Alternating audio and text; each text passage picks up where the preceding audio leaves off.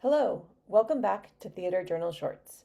I'm here today with Archita Arun speaking about her article, Erotic Refusal, Samita Sinha and the Dissensing of Diasporic Desires, which is included in our special issue on the transnational erotic. That's Theater Journal, Volume 77, Issue 4, out in December 2025.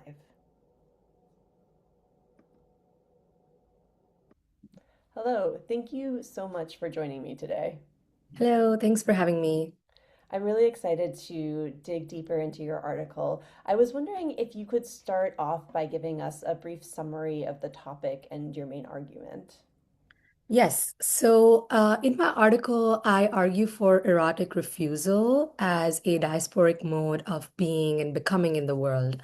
And this article listens to two performances by Indian American performance artist Samita Sinha.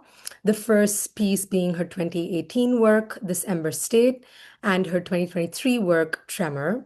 This Ember State delves into how the body generates sound through an embodied exploration of the Hindu goddess Sati's ashen vulva or the yoni.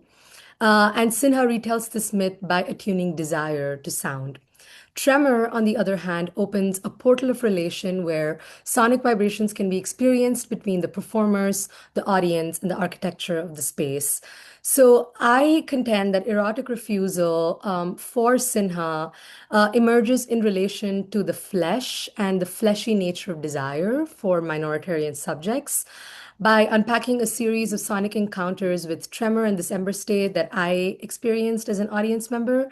I contend that the flesh is a noisy place and that it reorients our listening practices towards minoritarian artists as they erotically refuse US centric, colonial, and modernist soundscapes.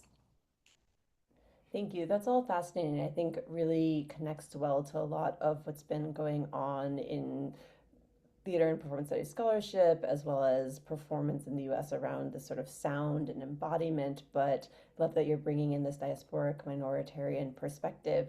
Could you tell us a little bit more about how you came to this topic? So I have been following Sinha's artistic work since 2020, which is when I was introduced to her work by theater director Kaneza Shawl.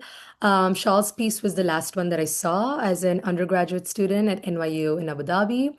And right after this, we went into the COVID-19 lockdown. And, I was based in India at the time. We had a full lockdown. So at this time, watching live performance felt very inaccessible and impossible. At this time, I came across the deeply embodied work of Sinha's, which was this Ember State.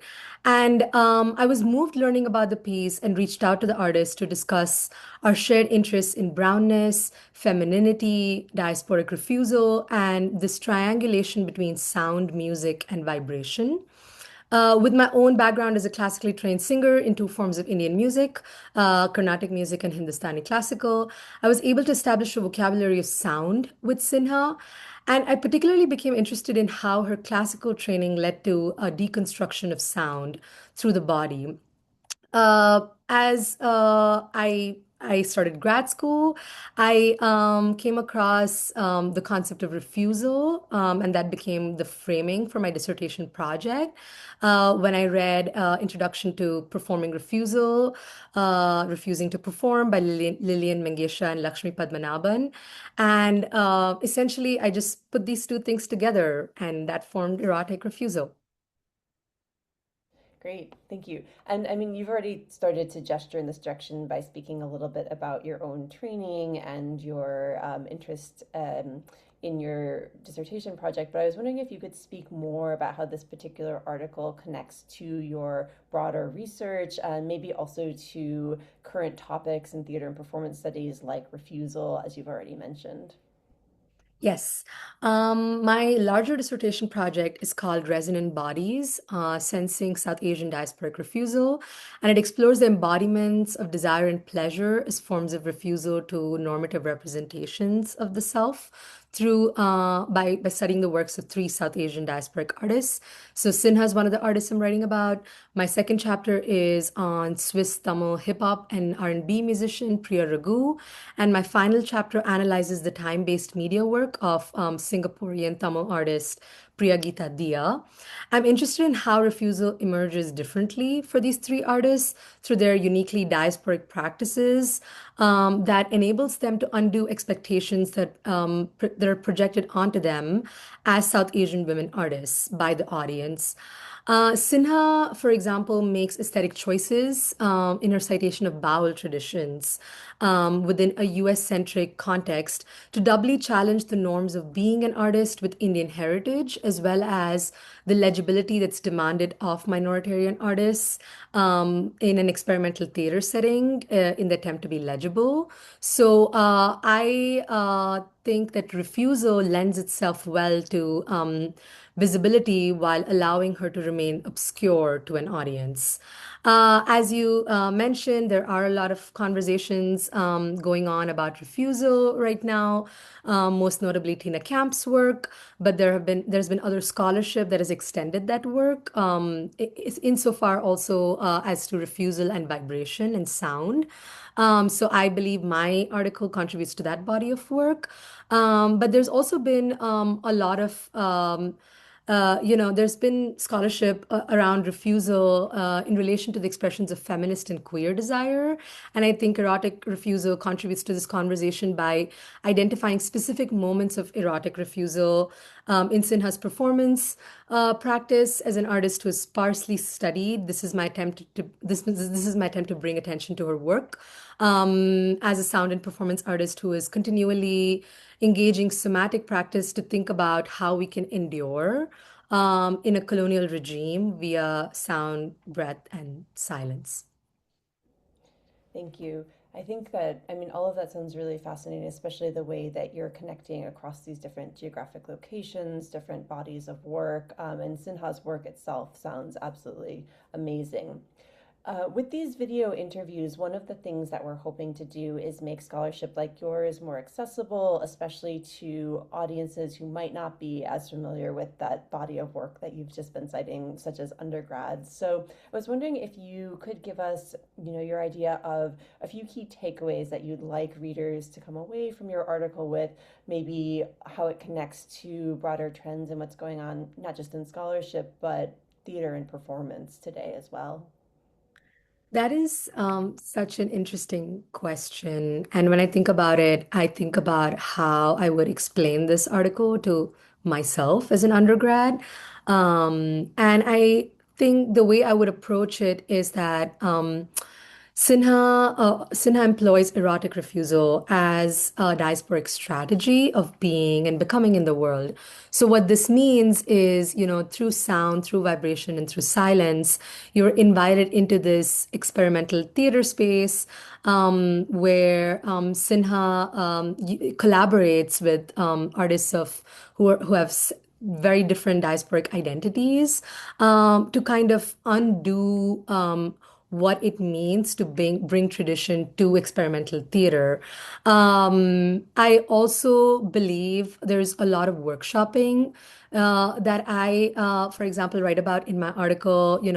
I was able to sit in on a rehearsal process, and these artists who are all very well established came together and were really just sounding what their collaboration felt like, and each performance feels different as an audience member. So for students, I would highly encourage that you experience her works. You experience any of the workshops that she offers. During the pandemic, she was offering Zoom workshops, which were hour-long, sort of like spaces to deconstruct sound as a group. But also, when you're in the space, I would encourage you to perform in non-normative ways. So if it's a proscenium theater, to like go and lie down on the ground, for example, which is what me and my friend did. And we experienced the work very differently because it's so vibrational, it's so somatic that I think you almost have to feel it as opposed to think about it, and then kind of save the thinking for later. And that is really what a lot of embodied theater practice does, which is, encourage you to feel in the body, especially as more and more we are asked to separate like intellectual thinking with like embodied thinking.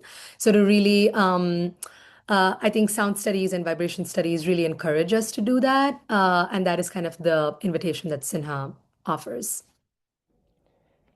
think that just listening to you describe your own experiences and this invitation makes me really interested in trying to experience one of these pieces. I'll have to work up my courage to perform in a non-normative way in a proscenium theater. But I think it's an excellent invitation to all of us to step a bit outside our comfort zones. Before we wrap up, is there anything else you'd like to add for our viewers? I I think, there's if you have the opportunity, definitely experience Sinha's work. I'd also be happy to talk about any more of this.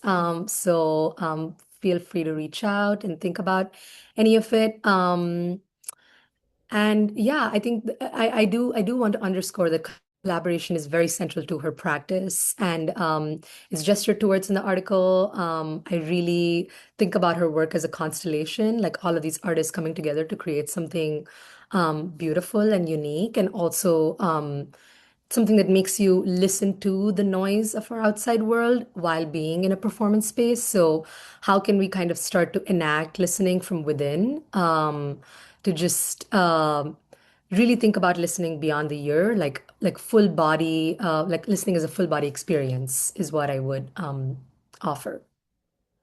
I think that's a wonderful place to end. So, encourage all of our viewers to go out and have a full body experience of listening, and also to please check out Archita Arun's article, Erotic Refusal, Samita Sinha, and the Sensing of Diasporic Desires, which is out in volume 77, issue 4 of Theater Journal. That's our special issue on the transnational erotic. Thank you again so much for joining me today. This was fascinating. Thank you so much.